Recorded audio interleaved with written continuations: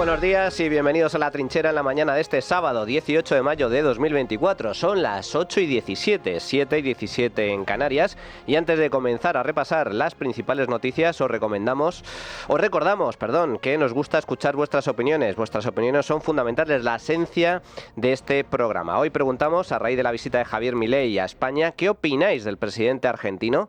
Podéis participar a través del número de WhatsApp al que nos podéis enviar vuestras notas de audio. En nuestro espacio de tertulia iremos escuchando vuestras opiniones. El teléfono es el 689 33 74 44, repito, 689 33 74 44. Además, también podéis opinar y contactar con nosotros a través de nuestra cuenta de Twitter, @trincherallamas. Ahora sí, vamos a repasar la actualidad de esta semana con Javier García. ¿Qué tal, Javier? Muy buenos días, ¿cómo estás? ¿Qué tal? Buenos días, Manuel. Tras las elecciones catalanas del pasado domingo, todas las miradas ahora están puestas en esos posibles pactos para formar un nuevo gobierno con un futuro por el momento bastante incierto. Eso sí, el presidente del gobierno, Pedro Sánchez, ha dejado claro en una entrevista ayer en La Sexta que no hará el Partido Socialista a Puigdemont presidente de la Generalidad. Eso está completamente descartado. Yo creo que el pasado 12 de mayo hay varias lecturas que son indiscutibles. La primera de ellas es que el independentismo por primera vez en 40 años no suma una mayoría parlamentaria. En segundo lugar, que la opción que ganó las elecciones es una opción que ha apostado claramente por el entendimiento, por el acuerdo, por la convivencia. El PSC de Salvador Illa ganó las elecciones, un triunfo que cumple con sus expectativas al ganar por primera vez en votos y en escaños con 42 diputados, pero depende de Junts o Esquerra para gobernar. La opción más viable, por la mínima, sería un tripartito de izquierdas que incluya a Esquerra y los comunes, aunque la alianza mayoritaria en suma es la del PSC y Junts. Sánchez ha reivindicado este jueves su política de convivencia y reencuentro porque cree que las elecciones en Cataluña le han dado la razón, dice, y según afirma, se ha cerrado una década de división. Los catalanes han votado abrir un tiempo nuevo en Cataluña, que va a ser también beneficioso para toda España. La victoria del Partido de los Socialistas Catalanes y en particular de Salvador Illa en votos y en escaños por primera vez en la historia creo que cierra una década de división y de resquemor en la sociedad catalana y va a abrir sin duda alguna un tiempo nuevo de entendimiento y de convivencia, de colaboración y de prosperidad. Considera que el proceso independentista ha terminado esta semana y que empieza un tiempo nuevo, pero a otro socialista, en este caso el presidente de Castilla-La Mancha, Emiliano García Paje, le preguntaron si Pedro Sánchez y Salvador Illa son los que ahora han terminado con el proceso independentista, y esto es lo que dijo.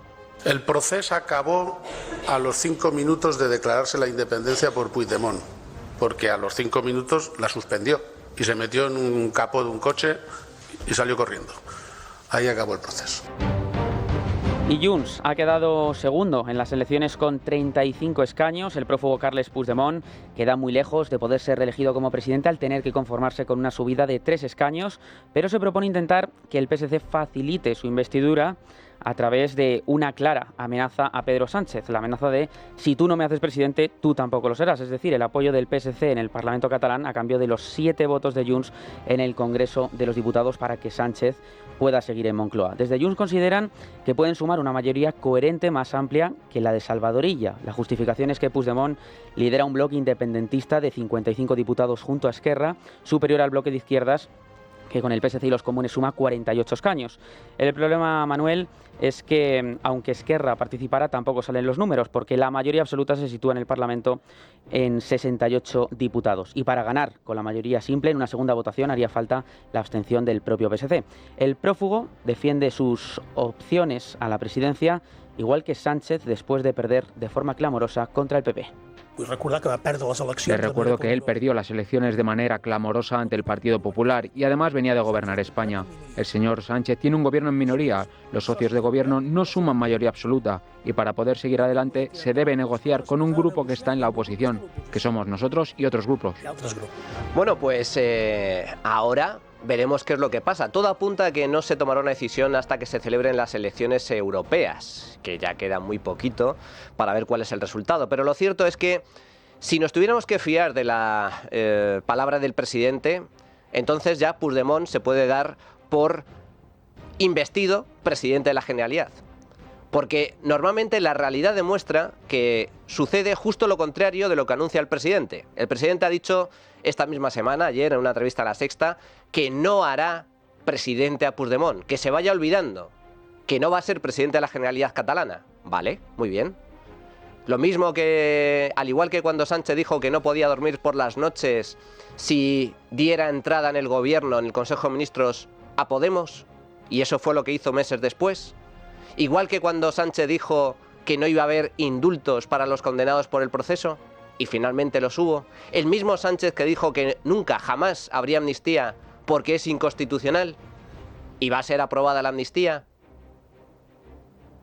No tiene ninguna credibilidad el presidente del gobierno.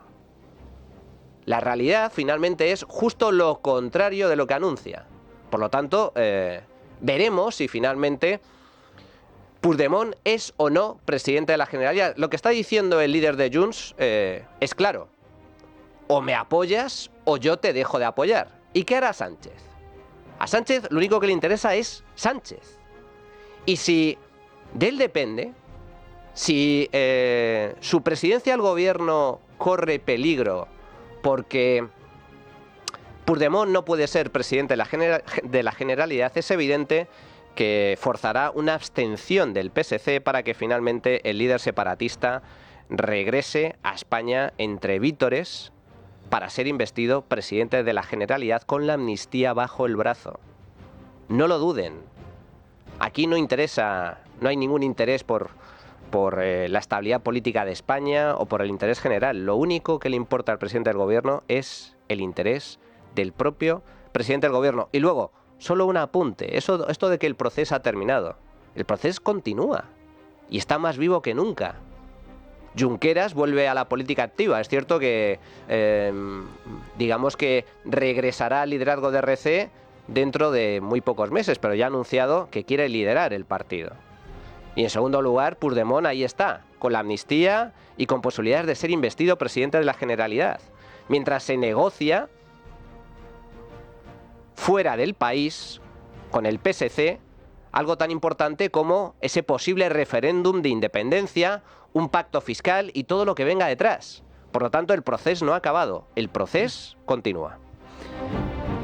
Y mientras tanto, Manuel, Esquerra se descalabra. El primer caído en combate, la primera baja tras los comicios es la de Pere Aragonés, que abandona la primera línea política. Los malos resultados de su partido le han llevado a anunciar que no formará parte de este nuevo ciclo tras perder 13 escaños. Además, Oriol Junqueras ha anunciado también que dejará la presidencia del partido solo un día después de manifestar que seguiría al frente de la formación republicana, a pesar de estos pésimos resultados de las elecciones catalanas que le llevaron, como decimos, a perder 13 de sus 33 diputados. Se trata, en cambio, de una retirada estratégica de Oriol Junqueras, ya que su objetivo es rearmarse y poder conseguir el aval de la militancia con miras a presentarse a la presidencia en el Congreso de noviembre. Yo el martes expliqué por carta que mi voluntad es ayudar tanto como sea posible, siempre que tenga el aval de la militancia. ¿Y qué he hecho ayer presentando la dimisión? Buscar explícitamente este aval. Buscar este aval de igual a igual, a pie de calle. A ese cónclave de noviembre no se presentará para optar a la reelección Marta Rovira, la actual secretaria general de los republicanos, que, como Oriol Junqueras, lleva en el cargo desde el año 2011. Unos buenos resultados han sido los del Partido Popular, que pasan de 3 a 15 parlamentarios. Es el partido que más crece y adelanta a Vox, haciéndose con el cuarto puesto. El líder del PP da por hecho que el PSOE ocultará sus acuerdos con el independentismo hasta después de las elecciones europeas y se niega a facilitar una investidura de Illa si Sánchez no rompe con Junts y Esquerra también en Madrid. El proceso no ha muerto, porque el sanchismo lo necesita vivo para subsistir en la Moncloa. El primer paso es negar el pacto con Puigdemont. El segundo será empezar a girar para decir que Cataluña merece un gobierno estable y de diálogo.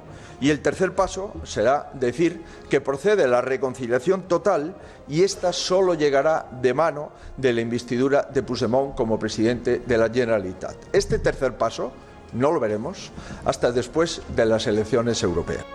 Estas son las declaraciones del líder del PP, Alberto Núñez Feijóo, y por su parte, Vox, con Ignacio Garriga al frente, conserva sus 11 escaños, seguido de los Comunes y la CUP. Además, cabe destacar Alianza Catalana, que entra, Manuel, en el Parlamento con 2 diputados. Bueno, y para analizar estos datos, los posibles pactos y la situación especialmente de Esquerra Republicana, está con nosotros el mejor analista de la política catalana, Pablo Planas. ¿Qué tal, Pablo? Muy buenos días, ¿cómo estás? Hola, muy buenos días, gracias, Manuel. Bueno, lo primero, explícanos un poco qué está pasando en las tripas, en las entrañas de Esquerra Republicana, porque ha sorprendido mucho ese anuncio por parte de Junqueras de que regresaba al liderazgo del partido tras la dimisión de Pere Aragonés, pero 24 horas después dice que bueno, que se retira, da un paso atrás para ver si consigue el respaldo de la militancia. ¿Qué es lo que está pasando al frente de RC y a nivel interno? Sí, hay una considerable crisis relacionada evidentemente con los resultados del último ciclo electoral y con la negativa de Junqueras a abandonar su cargo en la presidencia. Pere Aragonés, Marta Rovira, Sergi Sabria, todos los nombres propios del partido le están mostrando la puerta de salida y además lo están haciendo con el ejemplo. Marta Rovira va a ser la responsable de las negociaciones para la investidura de Illa o de Puigdemont o para la repetición de las elecciones, pero ya ha anunciado y se ha comprometido por escrito de que no optará a la reelección como secretaria general. Pere Aragonés se ha retirado de la primera línea política.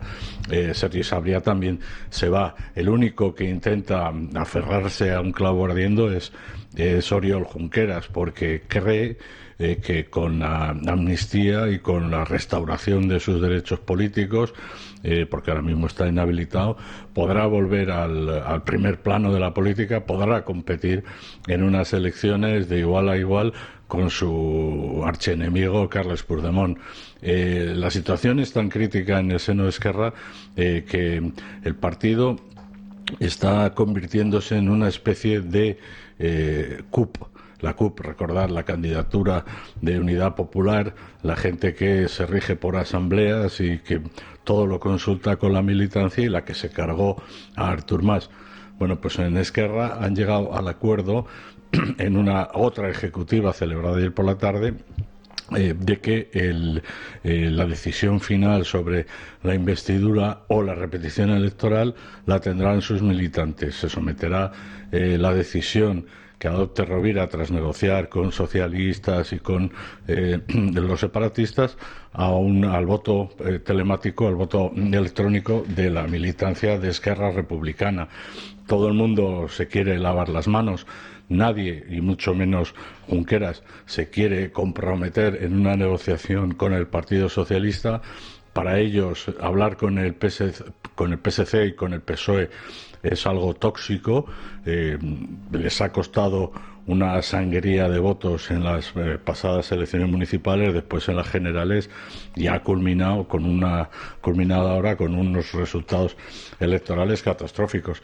El partido está en una situación muy complicada, como en los peores tiempos de Esquerra Republicana antes del proceso, una situación de mucha debilidad, de mucha tensión, con sectores enfrentados y con gente que ya se está candidateando para suceder a Oriol Junqueras, entre ellos Roger Torrent, que lo recordaréis, que ese hombre de barba negra cerrada que presidía el Parlamento de Cataluña.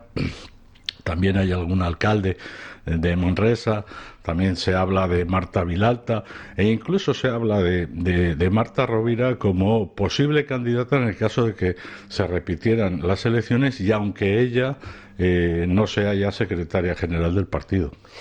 Pablo, ¿cuál es tu pronóstico al respecto? Porque si finalmente todo queda en manos de la militancia, ya sabemos lo que sucede con las primarias y este tipo de decisiones a nivel interno, los militantes suelen ser los más radicales dentro del partido, dentro de una formación.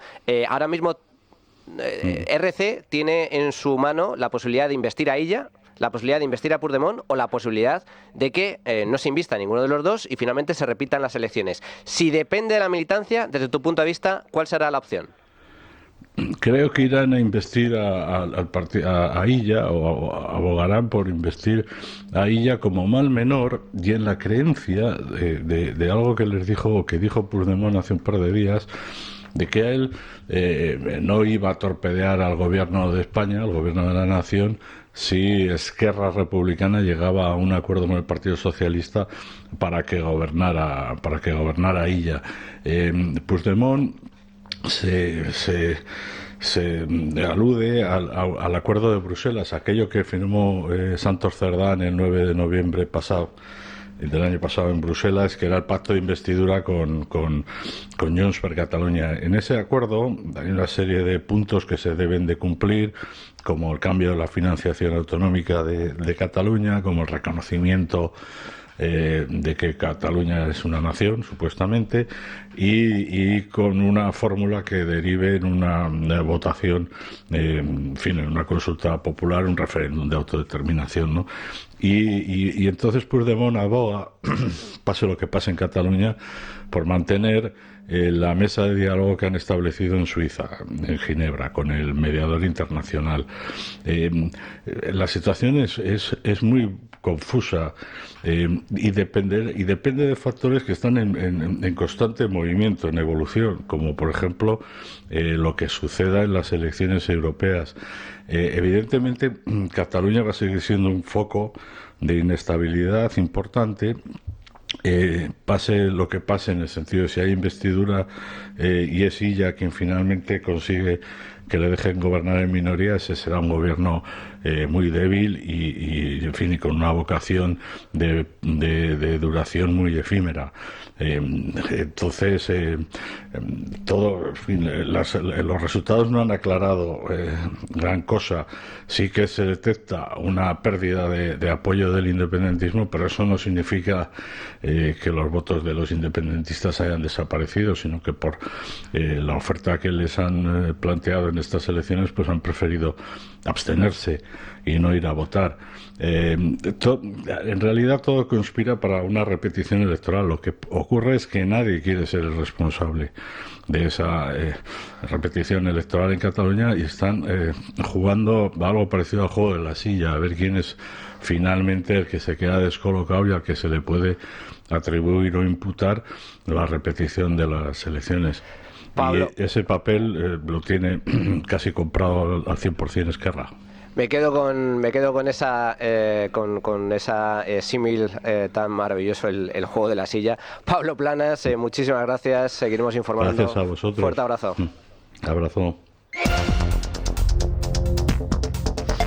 Y la otra noticia de la semana también, el Senado ha vetado esta semana, Manuel, la proposición de ley de amnistía gracias a la mayoría absoluta del Partido Popular en la Cámara y al apoyo de Vox, UPN y la agrupación Erreña Independiente. 149 votos a favor, 113 en contra. La norma ahora volverá al Congreso de los Diputados, que previsiblemente levantará este veto el 30 de mayo, dando así luz verde a la medida de gracia. Cuca Gamarra, secretaria general del Partido Popular. Dijo sí el Senado a la igualdad entre todos los españoles y, por tanto, no a una ley que lo único que busca es que haya españoles que cumplen la ley y españoles que están por encima de la ley, porque de ellos depende la permanencia de Pedro Sánchez en el poder. A los españoles les dijimos que íbamos a ser firmes en la defensa y en la bandera del principio de igualdad entre todos los españoles. De esa votación en el Senado se ausentó el socialista Javier Lambán por ser contrario a la norma y evitar así votar lo que el resto de sus compañeros de partido. Bien, pues el portavoz del Grupo Socialista en el Senado, Juan Espadas, ha explicado que el Partido Socialista abrirá expediente al senador Javier Lambán tras su decisión de no participar en la votación. Además, se enfrenta a una posible multa de hasta 600 euros. A Puigdemont se le amnistía y a Lambán se le sanciona. Juan Espadas señaló en Radio Nacional que la posición de Lambán es aislada en el PSOE. No solo es aislada, es que fue la única persona que no participó. El resto del grupo obviamente participó y lo hizo con la votación por la que rechazábamos el veto. Yo entiendo que la incomodidad realmente la tiene el señor Lambán con nosotros, con el resto de sus compañeros y con su partido, porque efectivamente sabe que su posición no es una posición que compartan el resto de los compañeros en el grupo y evidentemente digamos la complejidad o la dificultad la tiene ahora mismo él con nosotros para ser coherente con la posición común que debemos tener todos en un tema muy importante como es este y que hemos tenido.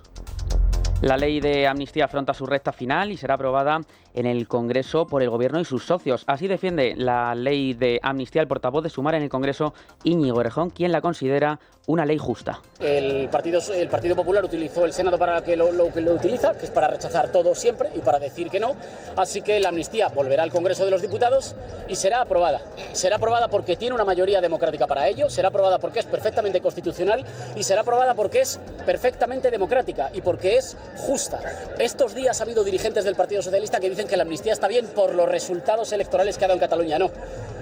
Con estas cosas no se juega. La amnistía está bien porque es justa, porque es correcta y porque es adecuada, porque no queremos vivir en un país en el que nadie por participar en una consulta pueda entrar en prisión. Y esto no es un artefacto electoral. Para nosotros ha sido siempre una convicción ética.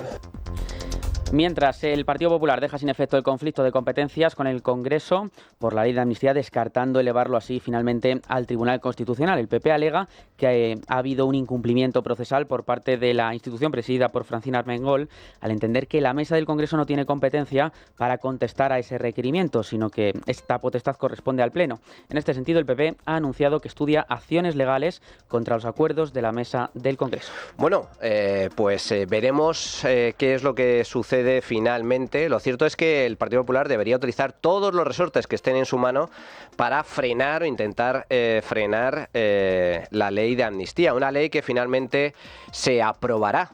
Se aprobará por parte del Congreso con el apoyo del Partido Socialista, de todos sus socios comunistas e independentistas, y que supone, y esto es lo importante, supone una vulneración flagrante del Estado de Derecho. La amnistía es inconstitucional. Así de claro. Es inconstitucional. No cabe en la Constitución.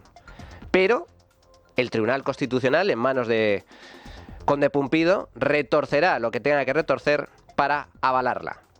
Es un paso atrás en el Estado de Derecho y un paso atrás muy importante en la democracia española. Es fundamental el cumplimiento de la ley, el cumplimiento del imperio de la ley. Y si la ley no se cumple, si la ley no se respeta, si el marco constitucional se vulnera y se violenta, tal y como está haciendo el gobierno, eso supone que la democracia española está en riesgo. Bajamos a segunda o a tercera división. Ya no seremos una democracia plena.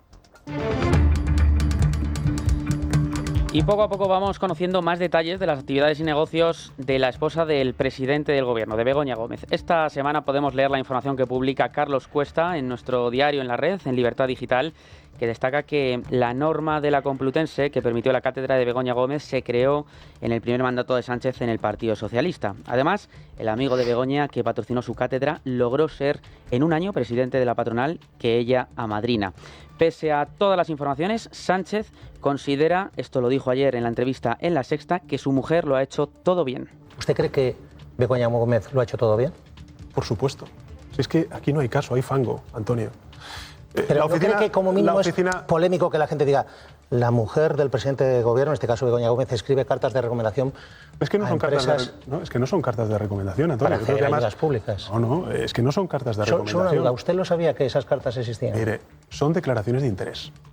Una declaración de interés a un concurso donde además de la cátedra de, en este caso, mi esposa, había más de una treintena de instituciones, entre ellas el Ayuntamiento de Madrid. Y vamos a conocer las últimas novedades respecto a Begoña Gómez. Ignacio Bravo, buenos días. Buenos días. En octubre de 2020, la empresa Numintec, presidida por José María Torres, solicitó unirse como patrocinadora de la cátedra de Begoña Gómez.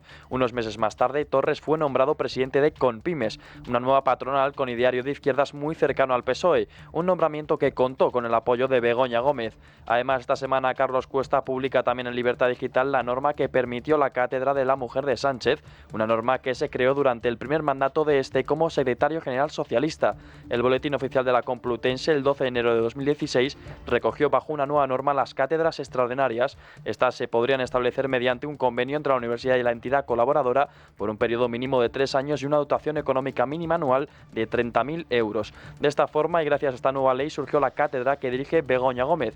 Esta misma ley contempla la posibilidad de que el director de una cátedra no tenga necesariamente vínculos laborales con la universidad. Sin embargo, tal y y como publica esta semana The Objective, el convenio firmado para la creación de la cátedra de Begoña Gómez no recoge dicha excepción. De hecho, el documento oficial indica que la comisión mixta deberá asignar la dirección de la cátedra de entre los profesores de la universidad, excluyendo claramente en ese proceso a Begoña Gómez. Además, la denuncia contra Begoña Gómez sigue cogiendo forma. Esta semana hemos conocido que será Preico Jurídicos, un bufete de Barcelona especializado en derecho financiero y penal, quienes se encarguen de la acusación contra la mujer del presidente, mientras en la defensa de Begoña se encontrará el exministro de Interior socialista Antonio Camacho. Gracias, Ignacio. Y de todo esto, el presidente del Gobierno, Manuel, va a dar explicaciones en una comparecencia en el Congreso el próximo miércoles 22 de mayo. La intervención del jefe del Ejecutivo, a petición propia, abordará las últimas reuniones del Consejo Europeo y de la situación en Palestina. Además, responderá a las acusaciones del PP sobre un posible conflicto de intereses por los negocios de Begoña Gómez. Sin embargo, Sánchez negará las cartas de recomendación de Begoña, como hemos escuchado que comentó ayer en esta entrevista. Rubén Fernández, buenos días. Buenos días. Con toda probabilidad este martes España reconocerá de manera oficial a Palestina como país, así que las explicaciones sobre Begoña Gómez quedarán diluidas al día siguiente, el miércoles, en una macro comparecencia en el Congreso que, además de la situación de Oriente Medio y el previsible reconocimiento de Palestina, incluirá también las conclusiones del último Consejo Europeo. Fuentes del Ejecutivo reconocen que Sánchez responderá hablando de la máquina del fango, el nuevo concepto ideado por Moncloa para esta temporada de primavera-verano y que viene a sustituir a la desfasada calificación de fachosfera que el presidente acuñó durante el pasado invierno. Uno de los asuntos que más incomodan al gobierno son las informaciones sobre la mujer de Pedro Sánchez, en especial esas cartas de recomendación que firmó al empresario Carlos Barrabés cuando pretendía optar a diversos concursos públicos del Ministerio de Hacienda, tal y como se publicó en El Confidencial, donde pudimos ver la rúbrica de Begoña Gómez. En Moncloa niegan la mayor, no hay ninguna carta de recomendación, matizan y deslizan que el presidente del gobierno responderá con el mismo argumentario que dio hace unos días a El País, cuando le entrevistó su directora, Pepa Bueno. En ese momento, Sánchez negó las cartas de recomendación y habló de declaraciones de interés, una justificación que ahora escucharemos este miércoles en el Congreso. Bueno, pues Pedro Sánchez no contestará, no responderá. Tenemos un presidente del gobierno que no acepta preguntas, que no hace ruedas de prensa, que única y exclusivamente hace anuncios, declaraciones rimbombantes o comparecencias en formato de monólogos, como hacía Chávez en su día, o el dictador Castro, ante una cámara de televisión. Porque las entrevistas que hace son entrevistas pactadas de sus medios afines, de los medios del régimen. Televisión Española, la SER, Prisa, La Sexta. Poco más. ¿Va a responder el presidente? No, si ya lo ha dicho claramente, ayer lo dijo con Ferreras. Mi mujer ha hecho todo bien. Todo es un complot, una conspiración, fango, fachosfera. Cuando le preguntan al presidente sobre los negocietes de su mujer, la respuesta es siempre la misma. Son bulos. Es todo falso. Fachas, fachas, fachas. Y después, fachas, fachas y más fachas. Y ya está. Es una vergüenza, es un escándalo. Es que la mujer del presidente, como dice el dicho, la mujer del César, no solo tiene que ser honrada, es que también tiene que parecerlo. Ahora mismo se está investigando los negocietes de Begoña Gómez. Y está por ver qué es lo que determina la justicia. ¿Pero hay indicios para señalar que hay un posible conflicto de intereses? Sí, hay indicios para investigar. Hay dudas, dudas más que razonables. Y será la justicia lo que tendrá o la que tendrá que determinar en última instancia si ha habido o no irregularidades. Pero el mero hecho de que se haya abierto una investigación judicial al respecto es un escándalo en sí mismo. Inédito en el contexto internacional.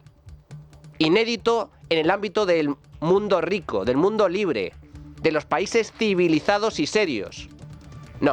No tiene un pase la posición del presidente del gobierno respecto a esto. Y por mucho que se empeñe en negarlo, la realidad es la que es. Sí, va a contestar en el Congreso, pero no va a responder a ninguna de las preguntas. Simplemente va a atacar una vez más a la oposición, a los jueces y a los periodistas. Y de los escándalos de la mujer del presidente del gobierno pasamos a los escándalos del hermano del presidente del gobierno. En un pleno extraordinario celebrado este martes, la Diputación Provincial de Badajoz ha aprobado por unanimidad la creación de una comisión de estudios sobre la actividad realizada que realiza la Oficina de Artes Escénicas, así como el proyecto de ópera joven de los cuales es director David Sánchez Pérez Castejón. Además, la Diputación de Badajoz certifica que el hermano de Sánchez no teletrabaja en Portugal. Adrián Pajares, buenos días. Buenos días. La Diputación de Badajoz ha aprobado este martes la creación de una comisión de investigación sobre la actividad que realiza el hermano de Pedro Sánchez en la Oficina de Artes Escénicas y en el proyecto Ópera Joven. Esta comisión está impulsada por el Partido Popular para saber realmente las funciones del cargo en el que fue enchufado, y precisamente el responsable directo del enchufe del hermano de Pedro Sánchez, Miguel Ángel Gallardo, obtuvo un impresionante ascenso dentro del PSOE y en la organización municipal iberoamericana. Gallardo es el actual presidente de la Diputación de Badajoz, la entidad que paga a David Sánchez Pérez Castejón. Y también hemos conocido esta semana que el hermano de Sánchez no teletrabaja para la Diputación de Badajoz porque no tiene el permiso de la propia institución pacense, y lo que está claro es que el hermano de Sánchez ha conseguido 273.000 euros de ingresos totales de la Diputación de Badajoz, pudiendo residir en Portugal. Pero la cercanía al hermano de Sánchez genera todavía más fuerza política en el PSOE, y así Ricardo Cabezas, jefe directo del hermano de Sánchez, pidió a su propio partido a cierre de 2023 la introducción de enmiendas al proyecto de presupuestos de la Junta de Extremadura para aumentar las partidas en 50,5 millones de euros. Y en el ámbito internacional nos vamos hasta Afganistán, porque allí 3 turistas españoles y un ciudadano afgano han muerto a última hora de la tarde de este viernes al ser tiroteados en la ciudad de Bamillán, en el centro del país. Además, 7 personas más resultaron heridas. Según ha informado el diario elnacional.cat, los españoles fallecidos son de Cataluña. De momento, hay 4 sospechosos detenidos. Los talibanes no han dado detalles sobre la posible autoría del atentado en un país en el que la crudeza del extremismo islamista asentado en el poder ha sumido a Afganistán en un empobrecimiento añadido y en una notoria inseguridad. La Unión Europea ha condenado el asesinato. Además, el primer ministro eslovaco Robert Fico ha sobrevivido a la primera operación de urgencia después del atentado sufrido el pasado miércoles. Este es el sonido del momento en el que fue tiroteado a quemarropa mientras saludaba a un grupo de simpatizantes. Fico recibió 5 disparos en la zona abdominal y en el esternón, según los testigos, y tuvo que ser trasladado de manera urgente al hospital universitario con pronóstico extremadamente crítico. Aunque la primera operación ha sido un éxito, el director del hospital asegura que su estado sigue siendo grave. El agresor fue detenido por la policía en el lugar del ataque. Se trata de un escritor de 71 años con licencia de armas. Las primeras pesquisas policiales han descartado que el atacante se encontrara bajo tratamientos psiquiátricos y han confirmado la motivación política del ataque. Y además, Manuel, destacamos que este fin de semana la política internacional se cita aquí en Madrid, en el Palacio Vistalegre, en el macroevento político que organiza Vox, bajo el lema Europa Viva 24. La formación de Santiago Abascal busca coger impulso de cara a las elecciones europeas con las comparecencias de sus homólogos internacionales. Javier Milei, Marine Le Pen o André Ventura serán algunos de los rostros que van a acompañar a Santiago Abascal durante el evento. Además, también intervendrán de manera telemática Giorgia Meloni y Víctor Orbán. Bueno, vaya recital que dio ayer el presidente de la República Argentina, Javier Milei, en la presentación de su libro por parte de la editorial Deusto en la sede de La Razón, acompañado de otros grandes economistas como Daniel Lacalle o Juan Ramón Rayo. Un auténtico recital que abordaremos posteriormente en la tertulia. Primera visita del presidente argentino, de Javier Milei, a España, después de toda la polvareda, toda la polémica que se ha generado a modo de conflicto diplomático como consecuencia de esas nefastas, terribles, vergonzosas declaraciones por parte del ministro Óscar Puente, el matón político del Partido Socialista. Javier Milei no se reunirá con Pedro Sánchez, no se reunirá con el gobierno normal. También hay que recordar que Pedro Sánchez tampoco fue a la investidura de Javier Milei como presidente de la República, fue el rey en representación de España. Por lo tanto, hace muy bien Javier Milei en no reunirse con Pedro Sánchez. Se va a reunir, eso sí, con empresarios, con empresas, con grandes intereses en Argentina. Luego en la tertulia lo abordaremos.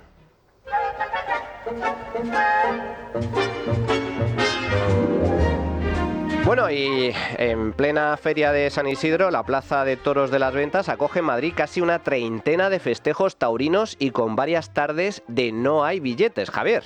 Sí, en la agenda cultural de esta semana comentamos este asunto, ¿no? Porque el pasado miércoles 15 de mayo, el Día del Patrón, era un día de máxima expectación, con un cartel protagonizado por Miguel Ángel Pereira Pacureña y Alejandro Fermín, que confirmaba alternativa, pero que la falta de casta de los toros del Parralejo y la falta de acierto de los diestros con la espada evitó cualquier posibilidad de triunfo.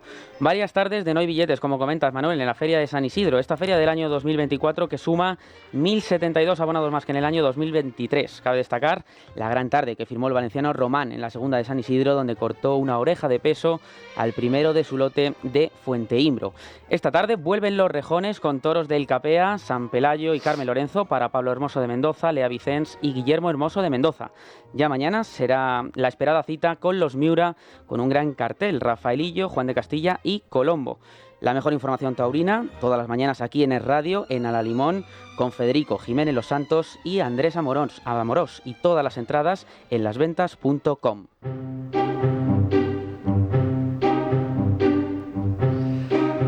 Bueno, entramos en la firma personal del mejor analista que hay en tribunales, responsable de tribunales de Libertad Digital, Miguel Ángel Pérez. ¿Qué tal? Muy buenos días, Miguel Ángel, ¿cómo estás?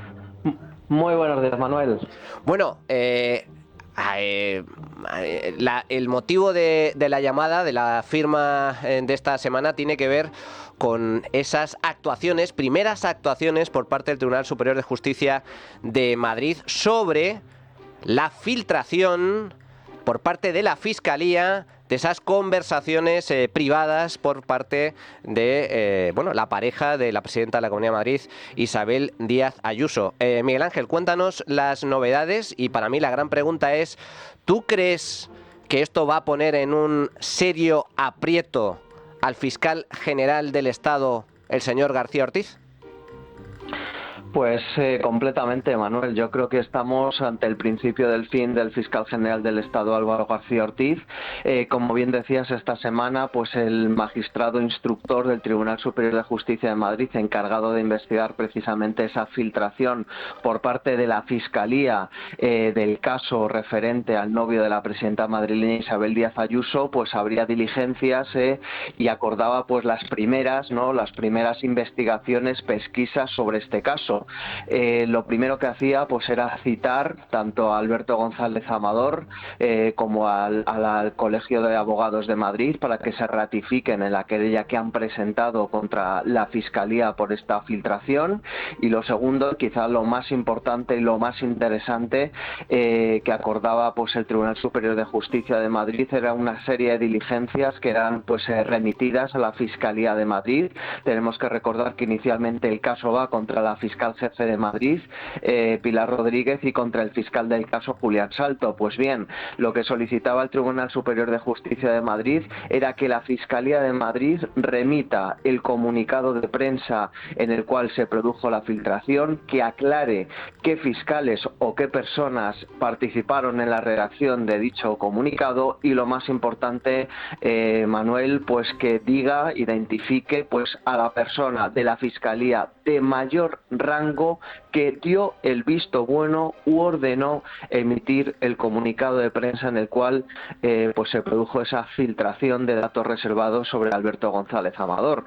Es decir, el Tribunal Superior de Justicia de Madrid ya está apuntando directamente y estrechando el cerco sobre el fiscal general del Estado, Álvaro García Ortiz. Esto que comentas, Miguel Ángel, es muy importante porque el propio fiscal general del Estado ya admitió públicamente que el responsable en última instancia de esa filtración de datos secretos, de datos confidenciales, que atenta directamente con un principio esencial como el derecho a la defensa, pues era él, el responsable es él mismo lo admitió públicamente. Entonces, la pregunta o la gran cuestión es la siguiente: si finalmente García Ortiz resulta imputado, ¿tú crees que es sostenible su posición como fiscal general? ¿Estamos a las puertas de una posible dimisión? sería completamente insostenible, Manuel. Hay que decir que obviamente en cuanto a la Fiscalía de Madrid pues señale al fiscal general del Estado, Álvaro García Ortiz, hay que recordar que existen pruebas por escrito que demuestran la orden del fiscal general del Estado para difundir ese comunicado de prensa. Esas pruebas están a buen recaudo, van a salir durante esta investigación. En el momento en el que se señale al fiscal general del Estado, la investigación pasaría del Tribunal Superior de Justicia de Madrid al Tribunal Supremo, donde está aforado Álvaro García Ortiz, y desde luego quedaría en una situación completamente insostenible Álvaro García Ortiz, y yo creo pues que el gobierno de Pedro Sánchez no le quedaría otra que presionar a García Ortiz para que abandonase su puesto, porque obviamente no nos podemos permitir en España tener a un fiscal general del Estado imputado por un delito de revelación de secretos por parte de funcionario. Pues Miguel Ángel, ojalá Dios te oiga, como dice el dicho.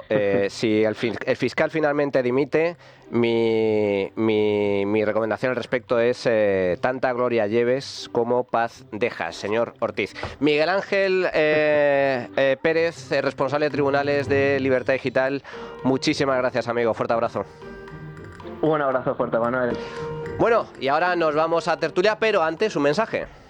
Sí, porque este sábado 18 de mayo, Manuel, se celebra en Telefónica 100 Live en el Santiago Bernabéu. Una fiesta de la música para celebrar 100 años de historia con Alejandro Sanz, Hombres G y Ana Mena, acompañados de Taburete, 84 y del Aporte. Las entradas para el concierto están agotadas, pero no te preocupes porque vas a poder disfrutarlo a partir de las 8:30 hoy en Movistar Plus. Así que ya lo sabes, no te lo pierdas.